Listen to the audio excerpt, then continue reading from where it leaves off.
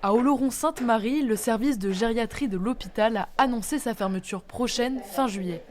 Depuis 2 ans, l'établissement peine à recruter des spécialistes, même des intérimaires. Ça va, je vous fais pas mal? Non, pas du tout. Dans ce service où sont régulièrement hospitalisées les personnes âgées des vallées béarnaises, les soignants comme Noémie sont très inquiets. Nos aînés de notre territoire, et il y en a beaucoup quand même, où c'est qu'ils vont être pris en charge.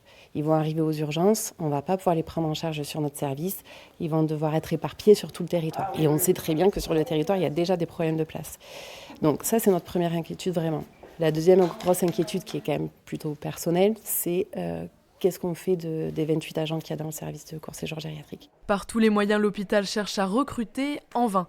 L'établissement manque d'attractivité, la solution de repli choisie par la direction, fermer la gériatrie et restructurer le centre hospitalier.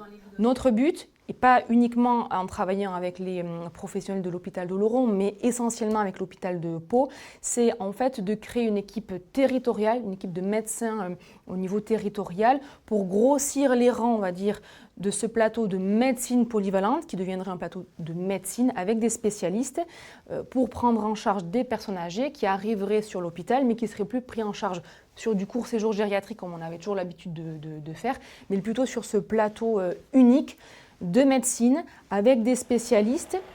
Une proposition redoutée par les syndicats, ils s'inquiètent d'un impact sur les autres services. L'unité d'hospitalisation de courte durée, appelée UHCD, pourrait aussi être touchée. Qui dit pas de lit d'aval dit que les patients vont stagner aux urgences. Il faut savoir qu'aux urgences, on a 4 lits d'UHCD, quoi. Quand vous arrivez le matin et qu'il y a 14 patients UHCD, qu'est-ce qui va se passer cet été? Sans lit d'aval parce qu'on n'aura plus de médecine gériatrique et que la médecine polyvalente va être à 15-20 lits. Une manifestation devrait être organisée devant l'hôpital dans les prochaines semaines.